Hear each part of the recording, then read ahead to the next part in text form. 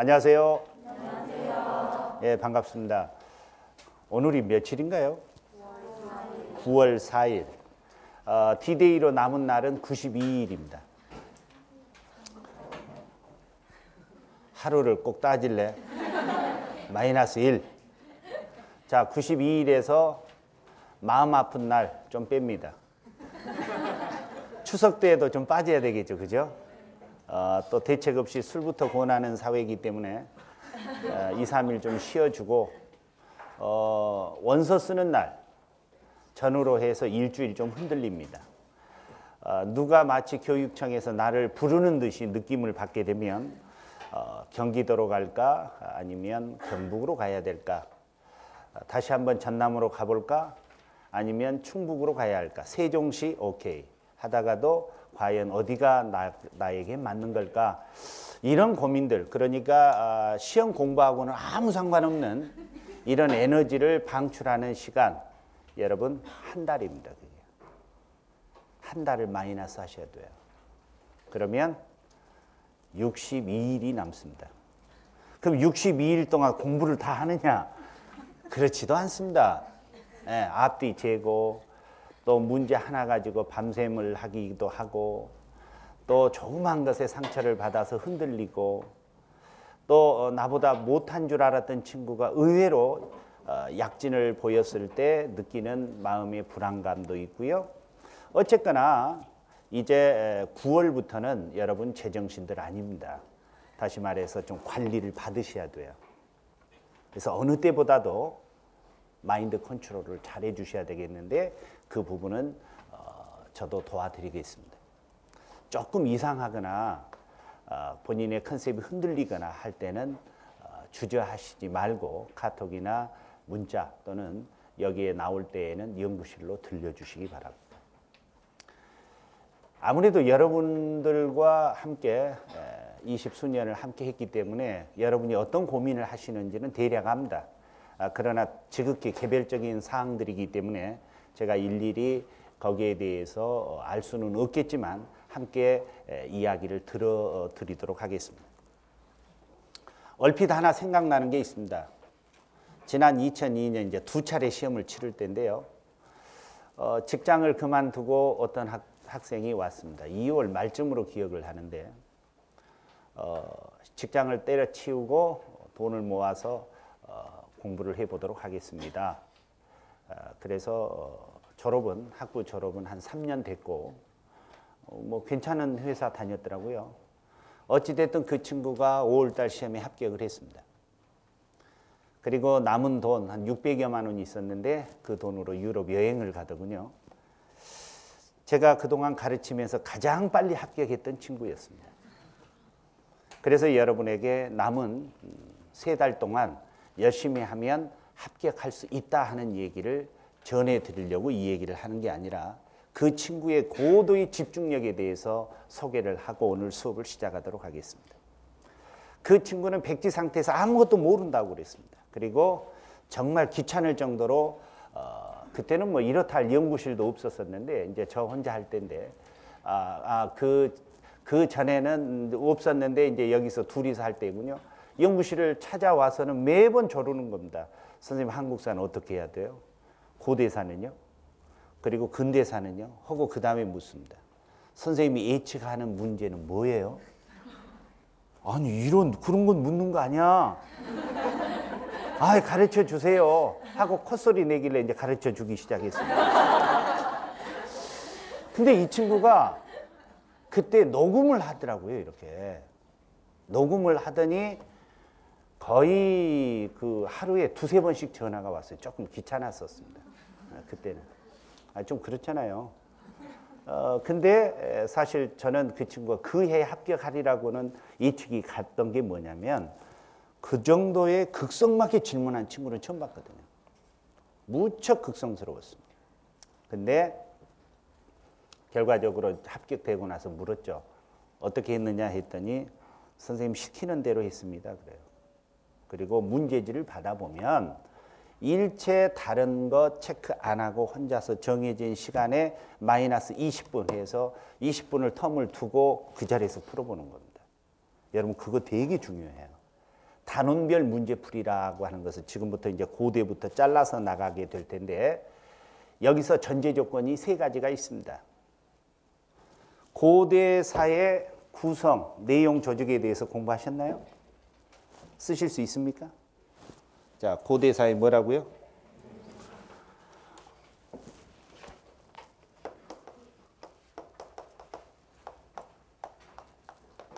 자, 한국 고대사에 있어서 여러분 나름의 내용 조직을 갖고 계신가요? 어떻습니까? 그리고 이에 따른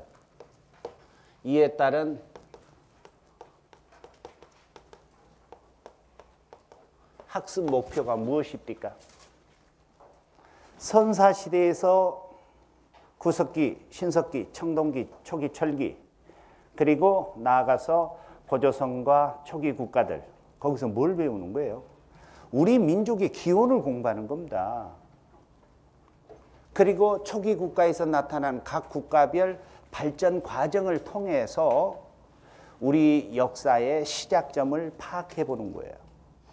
그 속에서 우리 한민족은 언제부터 형성됐고 한반도에서는 언제부터 사람이 살기 시작했으며 우리네 삶의 어떠한 그 바탕이 되는 민족적 정서, 어떠한 정체성, 아이덴티티, 일제시대에 가서야 민족의 정체성, 민족주의 운운하시지 말고 언제부터 우리가 공동의 삶의 어떤 형태를 띠게 되었었을까? 이거를 염두에 두고 계셔야 되겠습니다. 아울러서 삼국의 각기 발전 과정을 상호 대립과 상호 협력을 통해서 성장했으며 아울러 주변 국가, 중국과의 상호 관계를 통해서 발전했음을 파악하고 아울러 통일신라에서 하나의 민족 국가의 터전을 마련하고 나아가서 발해와 이러한 통일신라의 남북국 관계의 고대 국가의 특성을 파악해 보도록 하는 겁니다. 세 번째, 그 당시에 고대 사회에 있어서의 경제 생활 속에서 나타나는 특징을 우리가 파악해 보는 거고 마지막으로 이러한 민족 국가라고 하는 하나의 공동의 삶의 형태 속에서 그 당시 나타나고 있는 정치 운영 내지는 사회 운영 시스템, 나아가서는 유교와 불교와 도교와 같은 정신적 자원의 것들이 어떻게 우리 것화되었는지 문화적 특징을 고대 국가라는 발전 과정 속에서 파악할 줄을 알아야 되겠다. 이 내용을 가지고 컨텐츠를 짜는 겁니다. 아, 선생님 그러면 교과서를 다 알아야 돼. 그 뜻이 아니야. 여러분은 교사잖아요. 여러분은 저기 오늘 또 국사 수업이 있겠지요? 공무원 하는 애들하고 틀려. 여기서 애들이라고 얘기한 이유는 애들이기 때문에 그래. 정신적으로. 그네들은 국사를 스캔만 하고 시험에 나올 것만 캐치하려고 하지만 우리는 그 속에 어떠한 학습에 있어서의 흐름과 어떠한 목표와 체계적인 내용 조직을 가지고 아이들에게 가르쳐야 할 사람들이에요. 그리고 그 다음에 출제의 어떠한 의도 내지는 경향 내지는 흐름을 나름의 어떠한 그 주제들을 파악하고 준비하는 소위 교사들입니다. 그러기 위해서는 거시적으로 먼저 딱 보실 줄 알아야 돼요. 두 번째는 이 속에서 이 종래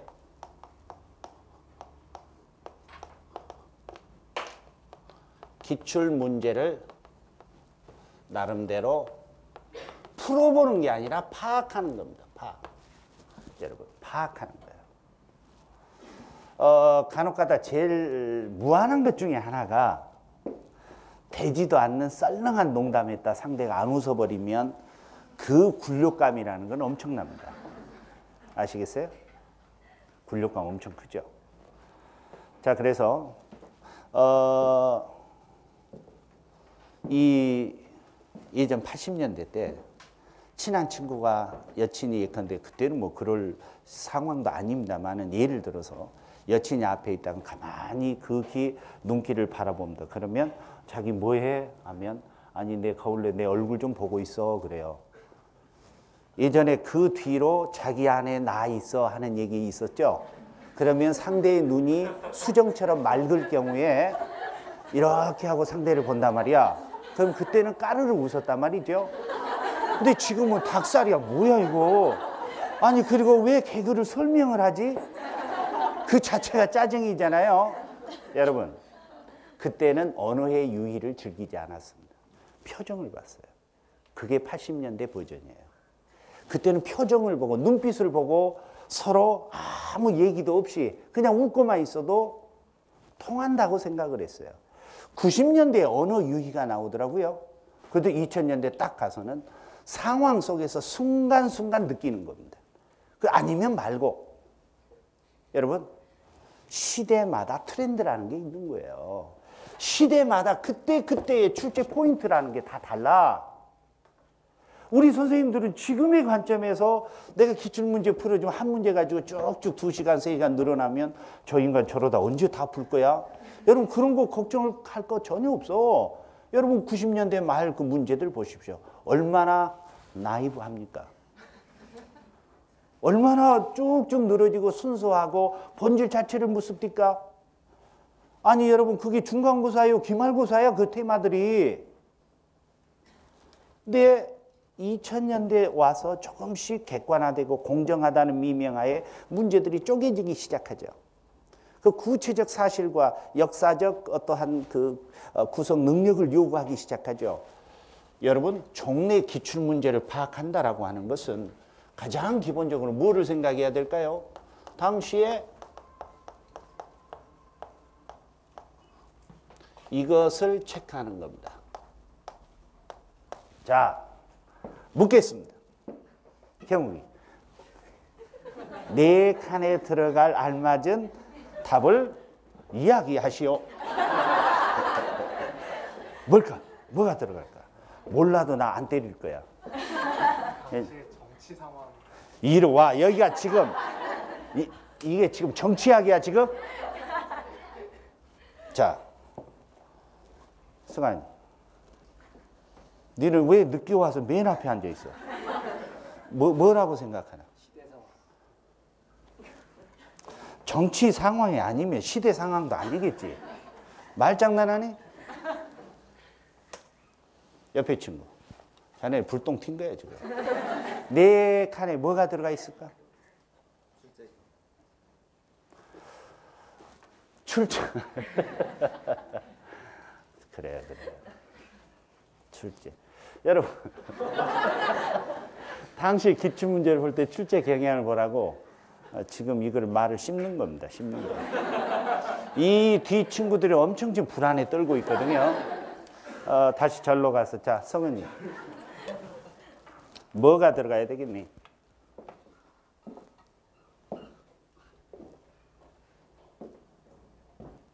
자, 제가 답을 하죠. 당시의 교육과정을 보셔야 돼요. 당시의 교육과정 하에서 그 당시 텍스트의 학습 목표를 보셔야죠. 그리고 출제가 이렇게 됐구나. 근데 여러분은 문제만 보는 겁니다. 문제만. 여러분은 당시 6차 교육과정 하에서 출제된 것은 그 카테고리 안에서 문제를 출제하게 돼 있어요. 지금은 당연히 그렇게 안 나오죠. 그러나 리폼은 할 수 있습니다. 요즘의 경향에 맞게 다시 문제는 뜯어 고칠 수 있겠죠. 따라서 대부분 친구들이 선생님 저 기출문제 풀고 있어요. 그래서 저는 그 다음에 묻고 싶은 게 있습니다. 그 안에서 뭘 보는데? 답을 보나? 그 이 문제 나오면 안 틀려야지, 그런 생각하는 모양이죠? 아니죠. 당시 교육과정을 체크하시는 겁니다. 그리고 이 속에서 당시의 그러한 문항에 대한 출제 의도를 파악하는 겁니다. 어떤 때에는 사료가 무직이 나왔다가 또 어떨 때는 그림, 통계, 자료가 나오기도 하고요. 영역별로 들쑥날쑥하기도 합니다. 정치, 경제, 사회, 문화적 영역별로 그 분류가 되는가 하면 한편으로는 통합된 어떠한 사고력을 요구하기도 하죠. 여기서부터 이제 갈라지기 시작합니다. 이렇게 됐었을 때, 자신의 관점에서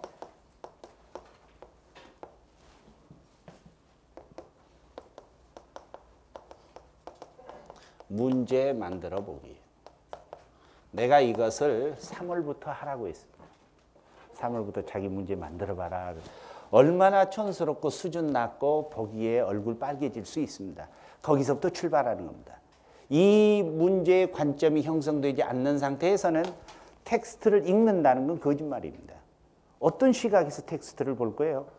여러분, 어떤 남학생을 보면 똑같이 다 같은 의미에서 우리 이 학생들 남학생 보나? 아니에요. 어떤 의미를 갖고 보는 거죠. 똑같이 보이지 않아요. 텍스트를 본다라고 하는 거는 그때마다의 컨셉이 있어야 됩니다. 이때 문제 만들어 보기 위해서 자신의 뭐를 가늠할까? 본인의 수준을 가늠하는 겁니다. 그 다음에 어떠한 수준과 더불어서 구체성, 구체적 문제의식이, 그리고 사고력에 과연 확충이 일어나는지를 보는 겁니다. 경제적 측면을 써라 할 때 그 내용을 다 알고 쓸 거라고 착각을 하지 마십시오. 당시의 사회 운영의 원리와 정치적 상황과 그 당시에 어떠한 경향성들을 염두에 두고 경제를 추출해내는 친구들이 최고입니다. 이런 것들을 생각하면서 텍스트를 보는 거예요. 그리고 그것을 다시 피드백 시켜서 내가 이 부분에 좀 딜레마가 있고 이 부분은 헝클어지더라. 이상하게 6세기 무렵에 왜 고구려에서 그쪽은 잘 안 헤어지지? 내가 왜 그럴까? 한번 생각을 해보세요. 유난히 고구려에서 연개 소문이 등장하는 그 시기를 힘들어하는 친구들이 있습니다. 유난히 백제에서는 문주왕 전후를 어렵게 생각하는 친구들이 있습니다. 혹자는 바로 이러한 동성왕과 무령왕 그 언저리, 그리고 당시 동성왕이 백가의 그러한 난에 의해서 제거가 되고 그 다음에 백제 성왕의 그 무렵을 유난히 백제권은 좀 힘들어하는 막 그런 친구들도 있죠. 왜 그럴까요? 이유가 있습니다. 선입견 때문에 그렇습니다. 철저하게 뭐를 털어내야 돼? 선입견을 제거해야 됩니다. 보기도 전에 미리 마음속에 들어와 있는 이 선입견들을 철저히 있게 부숴야 됩니다. 이거 부수지 않으면 공부 못해요. 그리고 자신의 관점에서 문제를 만들어 보고, 문제를 만들어 보는데 대다수는 종래 기출문제를 따라하기입니다. 여러분, 가장 쓸데없는 게 아메바 헛다리 운동이라고 했죠. 이런 짓 하지 마. 아무 소용없어. 그렇게 해봤자. 내가 몇 명 친구들 문제 출제한 거 한번 보내봐라. 3명이 꾸준히 하더군요. 그 친구들의 출제 경향 나날이 새로워집니다. 3, 4, 5, 6, 7, 8 여러분들 버벅대고 허우적거리고 있을 때 그 친구들은 꾸준히 이렇게 합니다. 나는 거기서 뭘 보냐면 이 친구의 앞서 단계에서 그 다음 단계를 봅니다. 여기서 드디어 형식에서 벗어났구나. 자기 자신의 어떠한 수준을 가늠하고 있구나. 이 친구는 응용 능력이 좀 부족하구나. 여러분, 이 단계는 종래 출제 형식은 마지막 단계입니다. 가장 높다는 뜻이 아니고 완성된 형태에서 의도를 가지고 주어진 90분 안에서 해결할 수 있게 맞추어진 완전히 완성품이라고 보시면 되겠는데, 여기에서는 분명히 목표가 자신의 관점 형성과 발전입니다. 내 자신이 이 관점이 충분히 시간이라고 하는 흐름을 통해서 축적이 돼야 됩니다. 축적이 됐을 때 발전의 단면이 나타나죠. 단면을 스스로 파악을 해서 이제 여기에서 나타나는 문제점은 다시 다음 공부에 어떠한 그 피드백을 해줄 수 있도록 스스로가 평가를 하게 되고 이렇게 축적된 것이 소위 포트폴리오입니다. 여러분 3월부터 형성평가 쭉 보고 막판에 이제 풀어봐야지 하는 친구들이 여러 명이 있습니다. 소용없습니다. 그런 짓 하지 마. 그때 했었어야 돼. 지금 와서 축적하고 여러분 여기서 공부하시다가 이 문제 딱 들고 옆에 친구 전해줄 수 있겠죠? 그거 아무 의미 없습니다. 문제하고 다 풀어보는 게 뭐가 문제? 여러분 그 수많은 문항 풀어봐도 내 것이 아니라는 거는 본인에게 필터링이 되지 않는 문항은 소용이 없습니다. 걸려들지가 않아요. 우리가 TV에서 뭉클한 수많은 프로그램을 봐도 왜 내 인생에는 반영을 못하는 줄 아세요? 각인이 안 되니까 그러는 거야. 각인이 안 되잖아. 내 피와 땀과 눈물이 안 섞여 있잖아. 공부는 그런 거예요. 내 손에 흙을 묻혀야 돼요. 그렇다고 형성평가 다 찢어버려야 되느냐? 그런 건 아니야. 어떤 친구가 그러더라고요. 여태까지 놀다가 나 이제 형성평가 지금부터 풀어보겠다고 그렇게 하라고 그랬죠. 그리고 2016학년도 준비하라고 내가 그랬어. 내년 준비해야죠. 인생을 그 떨이로 살려고 하면 안 돼요. 자, 그래서 자신의 관점에서 이제 여러분 스터디 대부분 다 해체하셨죠? 해체하셨죠? 자, 이제 9월, 10월 달에는 한두 명, 뭐 3명은 좀 그래요. 2명 정도로 해서 이거를 문제를 출제해서 같이 맞춰보고 토론해보고 그렇게 하세요. 그거 괜찮아요.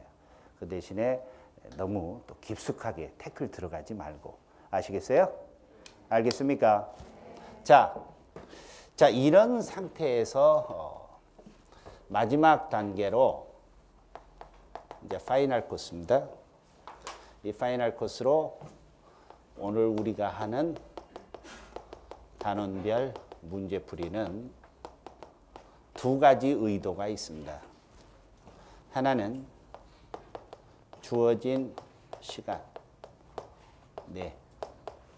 내에서 문항을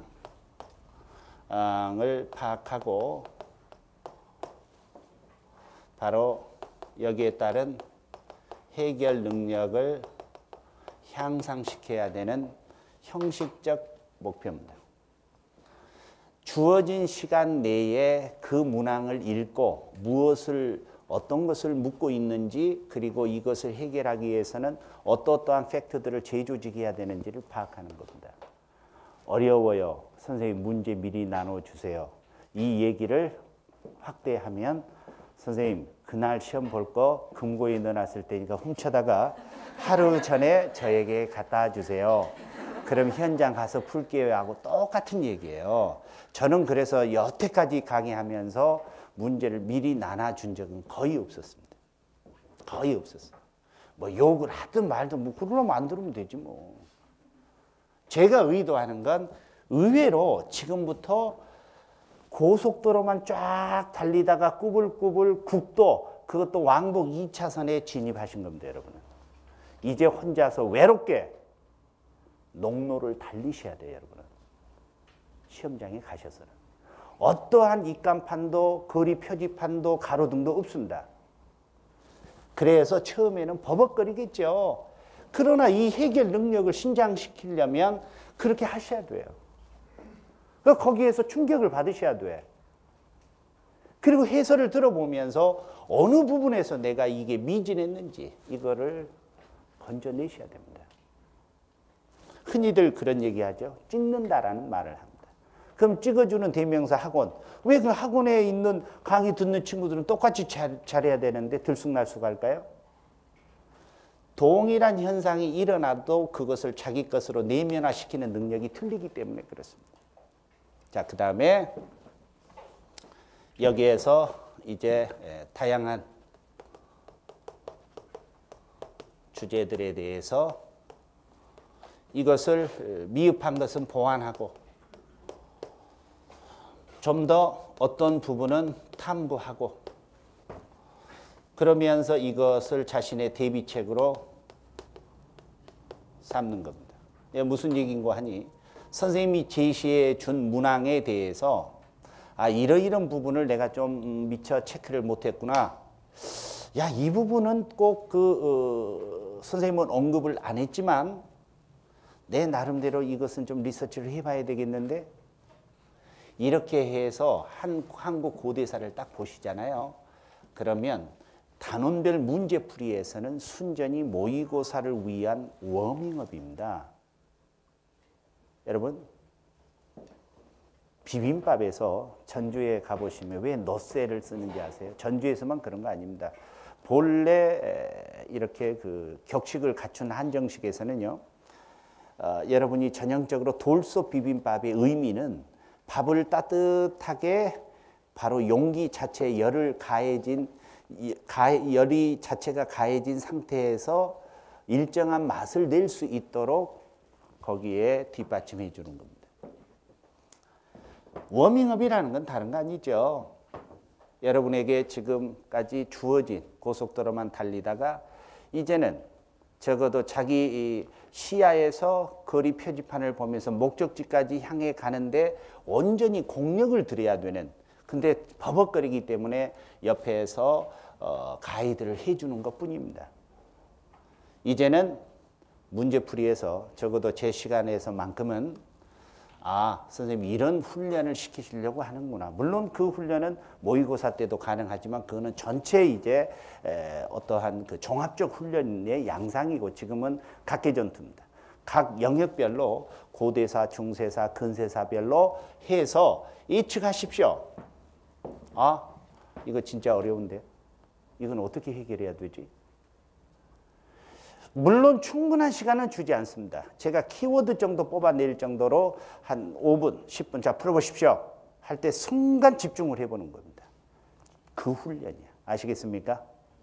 자, 그래서 이제 오늘 목요일, 금요일 수업이 여러분이 딱 끝나시고 나면 주말에 본인 스스로 배분을 하는 겁니다. 배분을 해서 이것을 어떻게 보완해야 할까?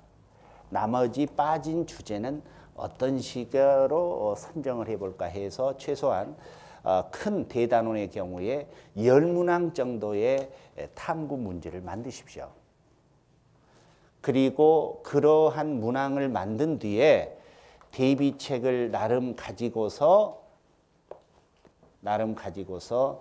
다시 한번 읽는 통론, 다시 한번 파악하는 구특, 그리고 교사용 지도서는 새로운 눈으로 다가옵니다.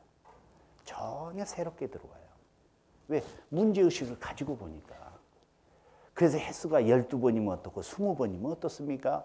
아무런 의미 없이 카운트는 별 볼 일 없습니다.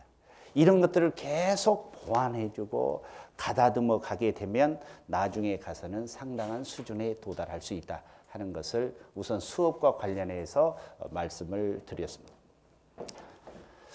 자, 두 번째.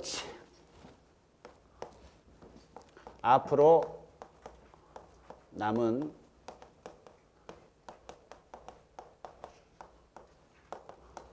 시간 활용 방법. 이런 얘기 할 때마다 조금 안타깝습니다. 오늘 우리 조교 선생님 오늘 첫 시간인데 대략 좀 말씀해 주시면 좋겠어요. 그래서 그래? 싫은데? 그 얘기를 뭐 또 새삼스럽게 해야 될까? 그러나 왜 그러냐 하면 여기는 다들 미안하지만 그동안 공부했던 방법이 다릅니다. 감히 저는 여기에서 수준을 따지려고 한 거 아닙니다. 수준이요? 별 볼 일 없어요. 거기서 거기야 다. 그렇지 않았으면 학교가 있겠지. 1점 차로 떨어졌다고? 그러므로. 그래서 여기 앉아 있잖아 지금. 그 사람들이 더 위험해요. 1차 합격하고 2차까지 갔던 친구들이 나는 더 불안해 죽겠어. 근데 신기하게 그 친구들은 거의 지난 1, 2월, 조금 늦은 친구는 3월부터 앉아 있습니다. 본인이 알거든요. 불안하다는 거. 정말 누구보다도 성실하게 앉아 있습니다. 다 뻔히 아는 걸 선생님이 이 얘기에도 귀 기울이고 있습니다. 모르지. 속으로는 딴짓 하고 있는지. 그건 모를 일이야. 그러나 그 친구의 자세를 보면 압니다. 작년하고 올해 가장 틀린 게 조금의 상위 클래스에 있는 친구들이 정말 잘해줬습니다. 쫙 끌어가더라고. 그리고 그 친구들은 거의 결강도 없어요. 항상 그 시간에 딱 나오고 자기 패턴대로 공부를 해가더라고. 그러니까 분위기가 달구어지는 겁니다. 그런 친구에서부터 뭐 금년 처음 공부하는 친구들까지, 아니 어쩌면 지난 하반기부터 마음 잡고 지금부터 졸면 어떡하니? 내가 그만큼 포근하다는 건가? 나를 보면 졸려? 자, 첫 시간이야. 맥이 빠지지 않도록 하세요. 지금부터 조는 친구는 오후 시간 책상 위에 올라가 있으라고 하겠습니다. 자, 그래서 그런 수준이 각자 다르지만 중요한 건 여러분은 선생님들이라는 점에서 대략적인 그 구조만 말씀드리겠습니다. 참고만 하십시오. 아시겠죠? 제가 지금부터 앞으로 5시간 이상 자는 인간은 교사 되지 못한다. 저는 그런 얘기 절대 안 해요. 10시간 자도 돼요. 정말요. 저는 원래 3시간 반밖에 안 잡니다. 아니, 체질이 그래요. 그래서 뚱뚱해진 거예요. 잠을 못 자요. 일주일에 딱 하루 푹 자요. 이상하게 그 병이지, 그거는. 그 나머지 시간을 책을 봐야 되는데, 그렇지 않고 요즘에는 애니팡에 빠져서 전국 도처 사람들이 하트 날려달라고 했더니 너 미쳤느냐 해서부터 지방에서 깔깔거리고 웃는 친구들, 교사들, 선생님 수업 끝나고 이제 보내요, 죄송해요 하고 생산적 에너지로 쓰면 괜찮은데 그렇지는 않아요. 대체로 보면 합격은 운명입니다. 합격은요, 지난 그 뜨거운 여름의 햇살과 말 그대로 물폭탄을 맞듯이 그 내리쏟는 빗줄기와 그리고 이른 봄부터 내린 서리와 모든 거 이겨내고 가을에 저 풍성한 과일을 보십시오. 그걸 운명이라고 합니다. 모든 걸 뚫고 나오는 결과물이지 의도한다고 되는 거 아니야, 여러분. 일제시대 때 징용기 끌려갔다 오신 저희 외할아버지를 보고 저는 삶의 중요한 원칙 하나를 배웠습니다. 전라도 나주에서 큰 배밭을 외갓집에서도 하셨는데, 여러분이 그 어린 아이들 머리통만 한 배가 있습니다. 나주에는 엄청나게 큰 배죠. 가지가 휘어지죠. 그런데 너무너무 좋아하시는 거예요. 이번에 저희들도 시골에서는 그 농번기라는 게 있어요. 농사철에 봄하고 가을에 한 3박 4일 정도 쉬어줘요. 가서 농사 거두르라고. 근데 저희도 봄부터 걸음을 하고 있으니까 신나했죠. 과일도 많이 열고 또 우리 집 것도 그렇고. 그런데 신기하게 바람이 통로를 뚫고 가듯이 우리 밭하고 다른 밭은 괜찮은데 그 외갓집 밭만 완전히 쓸고 갔어요. 다 떨어져 버렸어요.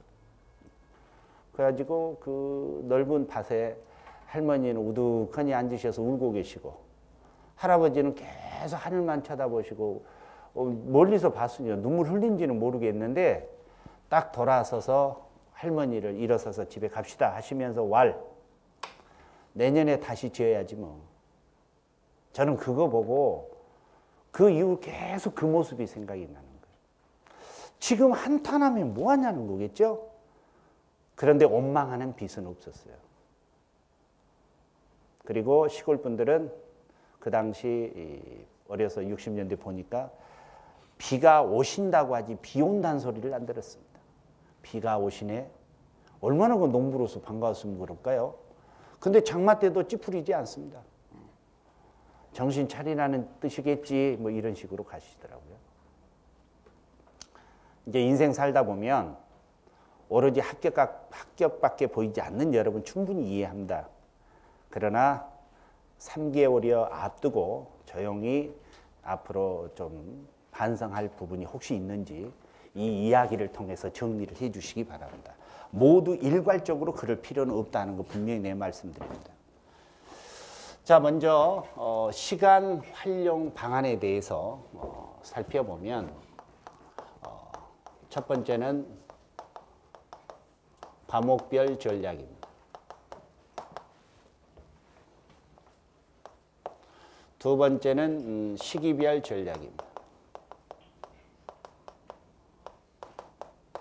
뭐 두 가지에 대해서만 얘기하면 될 겁니다.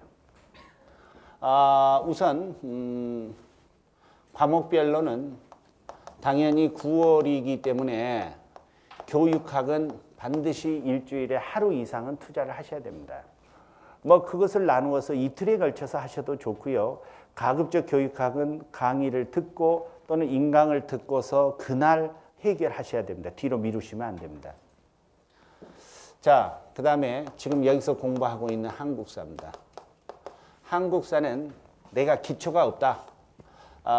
그래서 3단계로 나눠서 가장 기초 단계, 중급 단계, 고급 단계로 나누어서 말씀드리겠습니다. 한국사의 기초라고 하는 부분을 한번 손들어 보십시오 하면 약 70%가 손을 듭니다. 그건 기초가 없는 게 아니고 여러분 자신의 자존감이 없는 거야. 그거는. 여기서 말하는 기초란 말 그대로 어떻게 출제되는지 뭔지도 전혀 모르는 친구들. 그냥 순수하게 이 자리에 앉아서 시험이나 한번 치러보자 라고 생각하는 정도의 기초고, 금년에 중간에 시작한 친구들, 또 금년 4학년들을 대상으로 말씀드립니다. 이 친구들은 먼저 교과서 외에 교과서 해설이 있습니다. 소위 교사용 지도서를 보시거나 교과서를 읽으셔야 됩니다. 두 번째는 한국사 통론,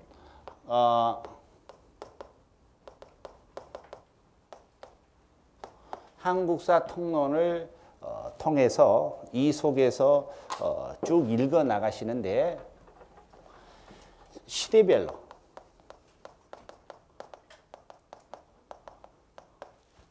또 영역별 그리고 공간적 확대와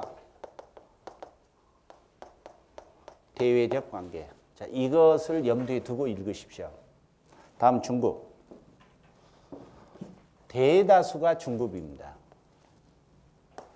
중급을 100으로 봤을 때, 중급을 약 한 60%라고 봤을 때 상위 20%, 하위 20%라면 중간은 한 60% 되겠죠?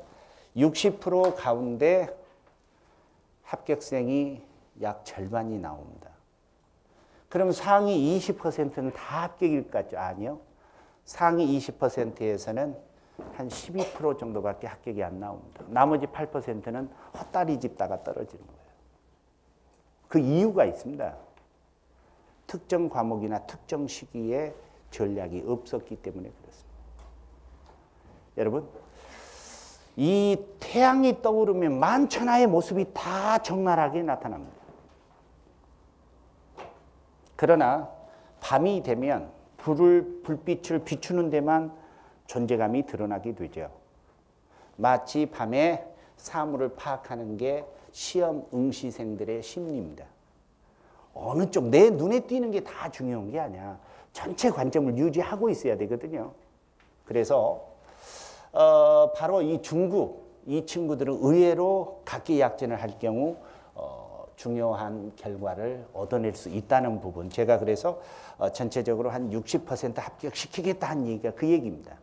그동안의 단연의 경험을 통해서 보면 1년 이상만 공부하는 친구들은 거의 다 여기 해당이 다 됩니다. 문제는 자존감이야. 나는 여러분을 믿는데 여러분은 여러분을 못 믿어. 그 친구는 미안하지만 교사하지 마세요. 내 혼자 사라지는 게 더 나아. 다른 귀한 집 아이들 같이 잠수 타지 말고 아주 그 나쁜 습관입니다. 그 좋지 않은 거예요. 자, 먼저 중급에 대해서 한국사를 간략하게 보시면 이러한 그 구조화에 주력하셔야 됩니다. 그러니까 구조화라면 정치, 경제, 사회, 문화가 있고 시대별 고대, 중세, 근세, 근대가 있습니다. 이럴 때 종합적 관점에서 이것이 머리에 딱 뜨지 않아. 누구도 뜨지 않습니다. 저 자신도 저는 간혹 이제 이렇게 혼자 걸으면서 생각을 해봐요. 이제 분필만 딱 들고 이게 쭉 나오냐 안 나오느냐 그 생각을 해봅니다. 그러다가도 어떤 사람 이름이나 어느 시대 명칭이나 이게 빨리빨리 떠오르지 않을 때도 있어. 이럴 때 흔히 사람이 그러죠. 나이 먹어서 그러나 보다. 그 아무 상관이 없는 얘기예요. 네? 벌써 30대 이상 친구들 노화 현상을 간혹 이 얘기하곤 하는데 그따위 소리는 확 혀를 뽑아버려. 제가 80대 노인분한테 국사편찬위원회 고문서 공부를 해요. 80대 노인분도 술술술 풀려서 나오는데 무슨 어린 친구들이 그래? 절대 그거 아닙니다, 여러분. 나이 먹어서 기억이 퇴화? 그거는 아니야. 구조화에 주력을 하시되 여기서 자신의 약점을 파악하는 겁니다.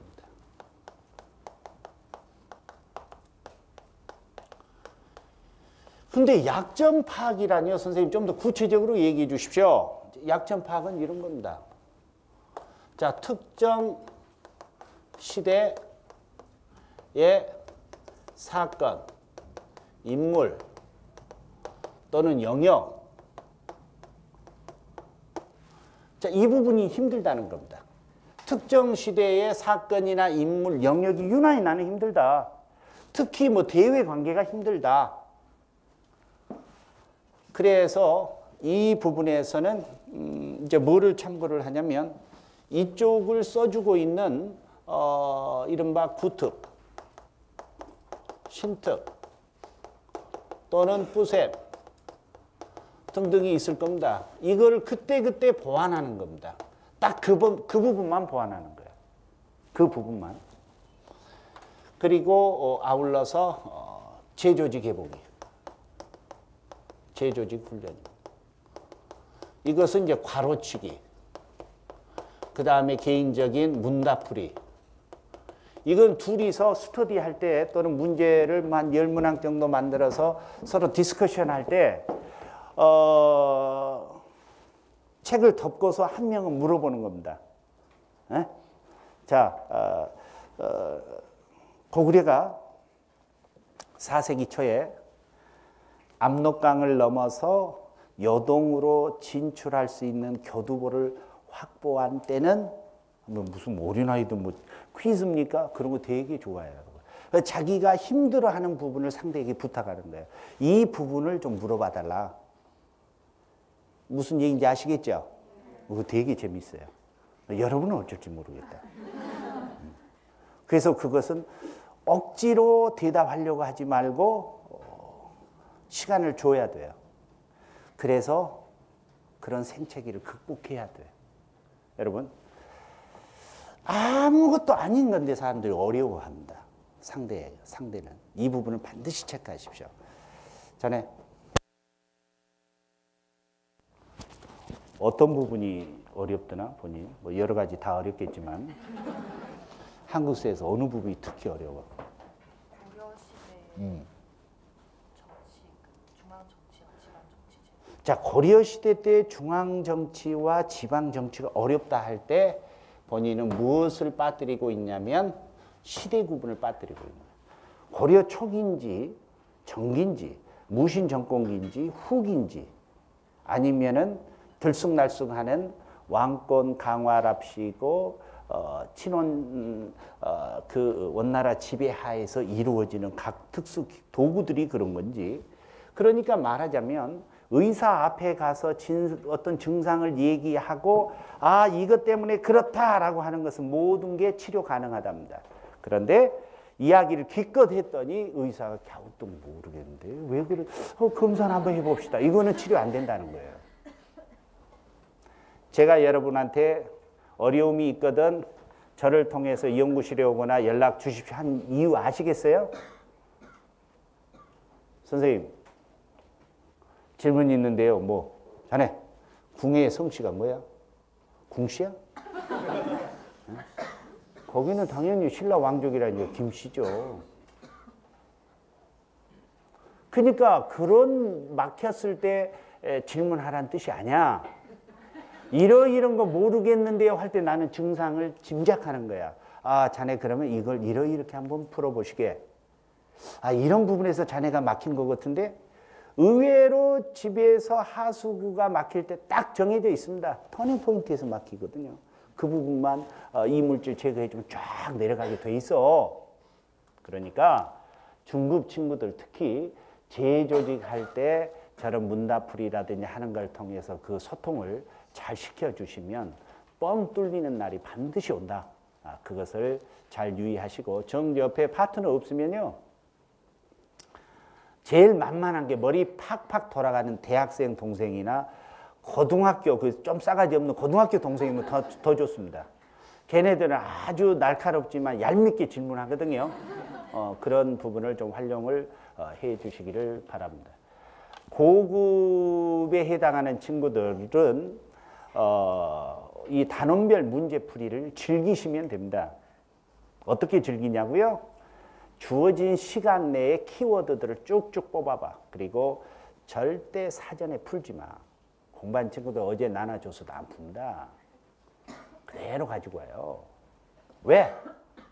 그 긴장감을 유지하는 거예요. 그거 한번 풀어보는 거예요, 내가. 그리고 또 고급이라고 한 건 불안하기 짝이 없죠. 이 친구들은 다른 친구들하고 달리 일주일에 반드시 통론을 한 번씩 마스터하십시오. 보통 6시간 걸릴 겁니다. 초기 국가에서부터 사실은 조선 후기까지만 보십시오. 다른 분들도요. 그리고 앞에서 읽은 부분에 경제 포인트를 뒀으면 그 다음 시간은 이제 문화의 포인트를 좀 두면서 읽어주시는 게 좋습니다. 여러 책 보지 않는 거 조심하십시오. 이거는 초급, 중급, 고급 다 마찬가지입니다.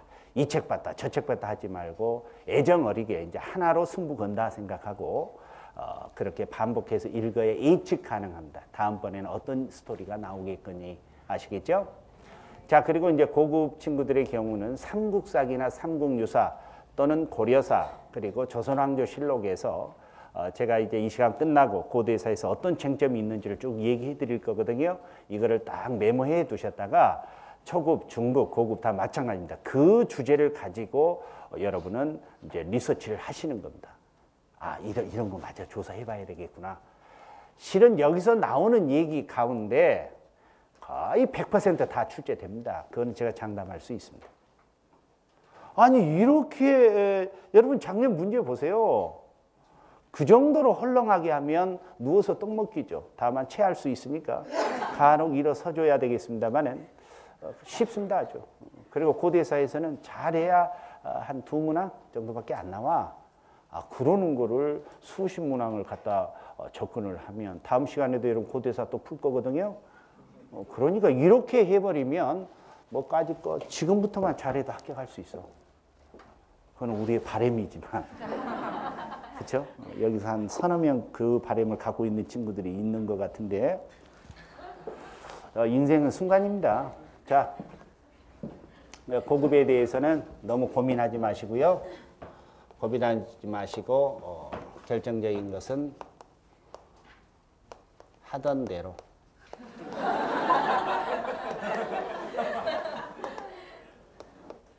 심플하게 하십시오. 심플하게. 복잡하게 이 책 봤다, 저 책 봤다, 브루스 댄스 추지 말고 한 스텝으로 가 그냥. 한 스텝으로 가라고. 그게 좋아. 알겠어요? 자, 이제 동양사.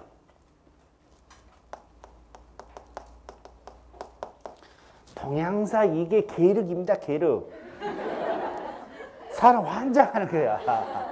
공부 좀 하려 치면 한국서보다 더 어려워. 어떡해. 예?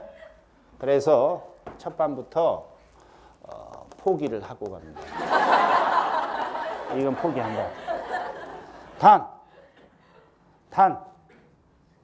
전제 조건이 있어. 단. 한 문항 정도만 포기를 하는 겁니다.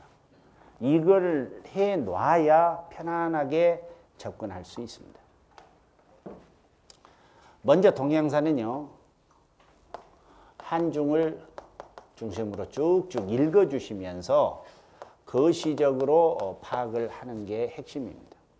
반드시 여러분 거시적으로 다가가셔야 됩니다. 그리고 거시적으로 다가가지 않으면 어떨 건데 방법도 없어요. 거시적으로 보지 않으면 안 돼. 그래서 고대, 중세, 근세, 근세는 송명청대까지입니다. 근현대. 여기서 한 문항씩 나온다고 보시면 돼요. 한 문항씩만. 그래서 이 부분은 예측 문제를 활용 잘 하셔야 됩니다. 예측 방법. 그러니까 예상 문제를 한번 내보는 게 제일 중요합니다. 여러분, 평균법, 물가 조절인가요? 견수법. 역시 골고루 공간적 비치를 다시 활용하는 것이죠. 이것을 내가 한무제 입장에서 한번 설명해봐. 그리고 상홍양 등이 왜 그런 식의 방법을 동원했는지는 명확히 다 알아. 대외 원정을 위한 국가 재정 확보책이야. 그러면 한마디로 상인들이 돈 벌어먹는 방법은 생산되지 않는 물건 가져다 비싸게 파는 방식이야.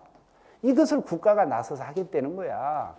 아, 이 중에 견수법의 경우는 사실 송나라에서도 활용이 되고 있었구나. 중국이니까 가능해. 중국처럼 넓은 땅이니까. 그러나 우리나라에도 마찬가지야. 응? 안동 강고등어라고, 안동만 그런 게 아니라 산골짜기는 다 소금 뿌려서 저장화되지 않는 해산물은 없어. 그만큼 브랜드 가치가 상품화 시켰다는 거야, 안동에서는. 전라도 지역이고 충청도고 강원도고 전부 저장화되지 않는, 그러니까 염장을 통해서 소금을 뿌려서 하지 않는 게 뭐가 있겠습니까? 그렇지 않으면 해산물을 먹을 수가 없는데. 육가공, 여러분 유럽 가봐. 소시지가 뭐야? 여러분 스페인에서 그 돼지 다리 걸어놓고 하몽이라는 게 있습니다. 그 아마 그 햄이라고 보시면 되겠는데 냄새 더럽습니다. 그거 술에다 먹으면 맛있는데 또 그 생각이 나네 이거. 지금 1교시죠? 지금 내가 아까 조는 친구하고 똑같아. 내가 입맛 다시워서 이러니까 돼지지. 자, 그래서 실상은 보면 다 소금에 절여서 평상시 식품으로 먹기 위한 고육지책의 일환으로 음식이 그렇게 발달한 것처럼 여러분 역사적 사건은 내 머릿속에서 재구성되었을 때 내 머릿속에서 다시 펼쳐지고 의미화되고 어떠한 정리가 됐을 때 비로소 학생 앞에서 가르칠 수 있다. 그럼 정말 그랬는지 준비됐는지 한번 보자. 그게 테스트 아닙니까? 그렇기 때문에 여러분은 간단 명료하게 스스로 읊조리면서 개념을 설명하셔야 돼요. 그런데 대다수 90%가 책에다 눈을 때려 박고 계속 반복해서 암기하려고만 합니다. 전혀 진전이 없습니다, 여러분. 여러분, 나하고 머리 비슷한 친구가 영화를 보는데 유난히 어떤 친구는 스토리텔링을 꿰고 있습니다. 다음 예측 가능합니다. 어떤 친구들은 소품의 위치, 눈빛, 그 다음에 각도, 카메라 앵글의 모습을 보면서 연출자의 의도까지 파악을 합니다. 여러분, 영화에 대한 신미안을 갖고 있는 친구는 나름의 방법이 있습니다. 선입견을 없앱니다. 그리고 유난히 감독의 스타일을 스터디합니다. 그리고 종래 그 배우의 연기에 대해서 비교 평가를 합니다. 그리고 앉아있어. 한 명은 저거 재밌다며 아무 생각 없이 앉아있고. 책을 봐도 다른 거예요. 그래서 고대사에서 한 문항을 딱 꼽아 보십시오. 근데 미안하잖아요. 왜냐하면 한 나라 내면 진나라가 서운하고 진나라만 내면 춘추 전국시대가 울고 그렇다고 주나라의 그 화려한 봉건 질서를 뒷받침하는 천명사상과 정법 질서에 대해서 지나쳐버리면 안 되고, 정법 질서 이전에 뭐가 있었을꼬? 오호, 소위 상나라, 은나라에서 가지고 있는 재정일치적인 그러한 신권 정치의 의미를 모르고서는 여러분은 정법 질서가 뭐가 뭔지 이해를 못합니다. 천명도 이해 못합니다. 그것도 모르는 친구가 동중서에 뭐 유교이념 천인상응설 하면서 유교라고 어쩌, 그래서 맥이 끊긴 공부를 한 친구들이 한둘이가 아니야. 서울에서 KTX 타니까 부산 가대. 서울에서 눈 감고 잠을 잤더니 목포 벌써 도착했대. 도중을 모르는 거예요. 시작점하고 도달 지점만 알지 어디를 거쳐갔는지를 몰라. 그래서 세종시가 대전 위에 있는지 대전 아래에 있는지 잘 모른단 말이지. 충청북도 위치가 위도상 어디에 위치해 있는지 고민해 봤어? 우리나라 그렇게 넓어? 그래 놓고 징징거려. 어려우니 뭐니. 그 눈에 어렵지 않은 게 뭐 있겠어요. 그래서 고대사에서 선택해 보십시오. 무려 한 5문항을 꼽을 수 있습니다. 그게 가장 기초 문제입니다. 그게. 거기서부터 출발을 하는 거야. 거기서부터 약간 포장하고 약간 의미 부여하고 약간 헷갈리게 데코레이션 한 다음에 흔들어대면서 이게 뭐게 하는 게 출제거든요. 그때 정신을 차려야 돼. 이거 딱 보니까 저건데 저 음식을 응용해서 저런 식으로 조리한 것 같은데 이게 맞을까? 맞을 거야 하고 답을 쓰는 거예요. 다음 중세. 여러분 위진남북조가 있었으니까 수당의 제국이 완성되죠. 앞에 흘러간 물을 봤으니까 뒤에서 나는 저렇게 하면 안 되겠구나 하고서 리폼하는 겁니다. 황제 지배체제의 영혼은 송이지만 그거를 완성하는 체제는 명청제국이겠죠. 명나라 또한 버벅거리죠. 명초기하고. 그 다음에 이제 이런 저런 사건들을 거치면서 정리되고 그 다음에 또 명대 중기 이후로 또 흔들리죠. 당연히 흔들리죠. 이것을 스터디한 청나라는 어떨까요? 이민족으로서 다시 또 리폼하겠죠. 여러분. 따라서 이 동양사는 크게 시대를 구분하신 다음에 대표될 만한 여러분의 눈으로 주제를 선정하신 다음 그것을 가지고 처음 조각하는 사람들 그를 저는 본 적이 있는데 먼저 그 한지 공예 같은 거를 봐도요. 사람을 만들면 십자가형의 철골 구조, 철사줄로 쭉 십자가 형태를 만듭니다. 그리고 하나하나 붙여가더군요. 바로 공부란 그런 겁니다. 뼈대를 만들어 놓고 거기에 살을 붙여가는 거예요. 처음부터 마디마디를 암기하려고 하지 말고. 그게 기초입니다. 아시겠어요? 자, 한중을 중심으로 읽으십시오. 그리고 거기서 막히는 것을 동계론으로 보완을 하십시오. 자, 한중으로 하고 그 다음에 뭘로 보완하라고요? 한중으로 하고 여기에 동계론으로 보완을 하는 겁니다. 동양사 계론으로. 자, 그 다음에 여러분은 이제 중급 정도까지 이렇게 하시고요. 조금 내 자신은 고급 단계다. 근데 어떤 친구들, 선생님 나는 중급인지 고급인지 잘 모르겠어요. 뭐 그런 친구들이 있을 수 있겠죠. 이쪽을 이게 제대로 됐을 때 안심을 못하는 친구들이 중급입니다. 자, 고급은 아주 일부 친구들입니다. 이 친구들은 다시금 요약을 하는데 눈으로만 요약하셔도 됩니다. 마지막 썸머리는 머릿속에서 메모리하는 거지 글자로 하는 거 아니야. 시험장이 뭐 가지고 가? 이 대가리 하나 들고 가죠? 그래 안 그래? 머리 하나 들고 가죠? 메모장 못 가지고 가죠?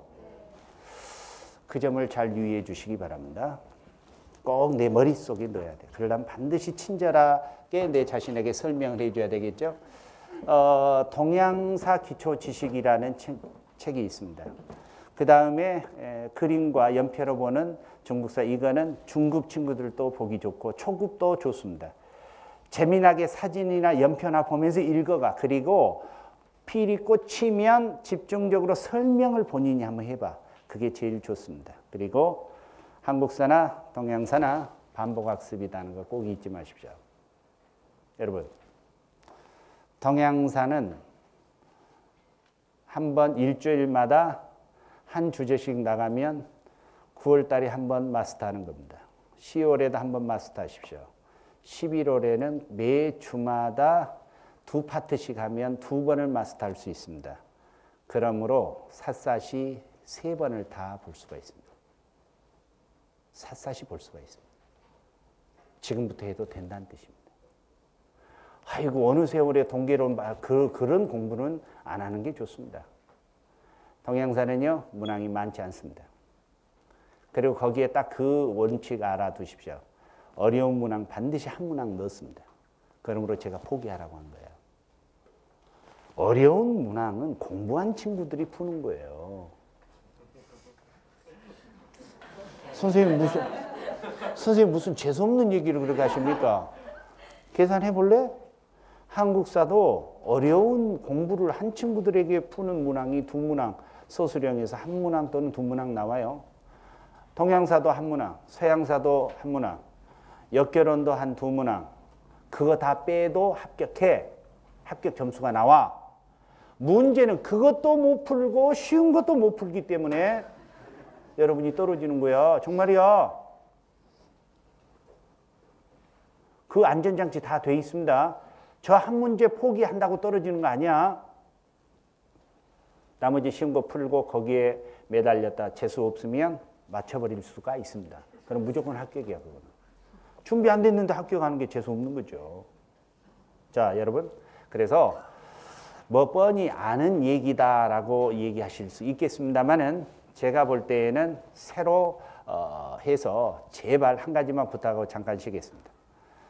제발 이제부터 열심히 해봐야지. 그딴 소리 하지 마. 전략도 없이 무슨 열심히 한다고 그래. 몸이나 가늠 잘하세요. 아침 드셨어요? 몸이나 가늠 잘하시고요. 감정 조절 잘하시고요. 나는 지금부터 할 수 있다가 아니라 해도 될까? 내 인생 바꿔봐야 되지 않겠어? 아, 내년에 나 27인데. 아, 내년에 나 26인데. 내년에 나 32인데. 뭘로 선물 줘야 되지 않을까? 그래. 그러면 통계적 방법으로 아마 선생님이 얘기하신 거겠지?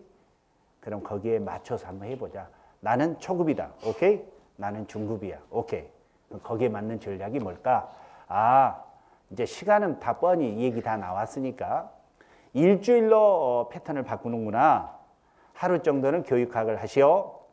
그리고 바로 5일은 역교, 한국사, 동양사, 서양사로 하되 역교하고 한국사는 일주일에 5일을 해야 된다는 거 잊지 마. 조금씩 계속 반복해서 봐야 돼. 그럼 시간을 2-3시간만 준다? 아니다. 나는 한번 본 뿌리를 뽑아야 될 스타일이야. 그러더라도 이틀 텀은 두지 마. 역교하고 한국사는. 어찌됐든 그렇게 하되 수업을 하는 목요일, 금요일은 솔직히 힘듭니다. 이럴 때는 가볍게 다른 걸 해야 돼요. 동양사를 봐도 사진과 연표로 보는 그 책을 보시거나 한국사는 가볍게 교과서를 보시거나 이렇게 하고 일찍 자고 토요일 날 산뜻하게 하고 아마 여러분 저기 화요일 정도를 휴일로 하셔도 될 텐데 주로 교육학 많이 듣죠? 근데 여기에서 아직은요 10월 달 되기 전까지는요 한나절이나 하루 제껴서 놀아오셔도 돼요. 전제 조건은 열심히 살았던 인간만 열심히 살았던 사람 그 좀 쉬어줘야 되거든요. 자, 그 다음에 한국사는 비중이 가장 크기 때문에 너무 부담 갖지 마시고 반복해서 보시면 된다는 거고요. 동양사도 상대적으로 문항이 그렇게 선택이 어렵지 않습니다. 고대사, 중세사, 근세, 근현대 여기에 각각 10개 주제를 나름대로 여러분이 선정해서 준비하고 계셨다가 여기에서 저랑 같이 단원별로 풀다 보시면 아, 이 부분에 선생님은 좀 더 나갔는데 아마 의미가 있겠지, 말하자면 사고 훈련시키려고 그랬겠지, 이 정도는 안 나올 거야 하고 제가 설명드릴 거거든요. 그럼 거기서 함께 같이 따라가면서 준비해 가시면 되는 거지, 새삼스럽게 열심히 한다, 별 볼 일 없습니다. 아시겠습니까? 네. 아시겠습니까? 네. 여러분, 이번에 추석 때 시골에 내려간 사람들은 저는 좀 걱정스럽습니다. 왜냐하면 보상 심리가 작동하기 때문에. 그래서 가급적 안 내려가시기를 바랍니다. 그리고 가도 하룻밤 자고 오셔야 됩니다. 바로 오시지 않으면 그 흥분이 가라앉지가 않아. 뭐 어떤 친구는 매일이 흥분된다고 하는데 뭐 그 친구들은 아주 독특하기 때문에 그리고요, 다음 주 수요일은 제가 한 번 더 예고해 드렸던 것처럼 아시겠습니까? 네. 우리에게는 휴일이 없습니다. 그 점은 확실히 두십시오. 100일이 넘어섰고 이제는 90일째로 막바지에 접어들어서 이제 바로 시간이 없기 때문에 일주일에 한 반나절만 놓으시고 나머지는 집중을 해 주시기 바랍니다. 아시겠습니까? 네. 그러면 이러한 시간대 부분에 있어서는 잠시 쉬었다가 제가 이제 고대사의 주요 전략 포인트를 알려드려야 되기 때문에 아침형 인간이라고 생각하는 친구가 있을 겁니다. 나는 아침에 일찍 일어난다. 그 대신에 9시만 넘으면 마치 약 먹은 쥐처럼 좀 시들거린다. 그 친구는 그 패턴대로 가십시오. 문제는 뭐냐면 아침 잠이 많은 친구들입니다.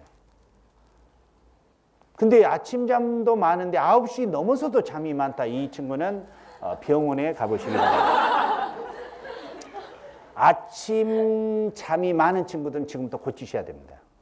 그래서 시험장에서 머리를 명쾌하게 하기 위해서는 최소 3주, 많을 때는 한 달이 필요하거든요.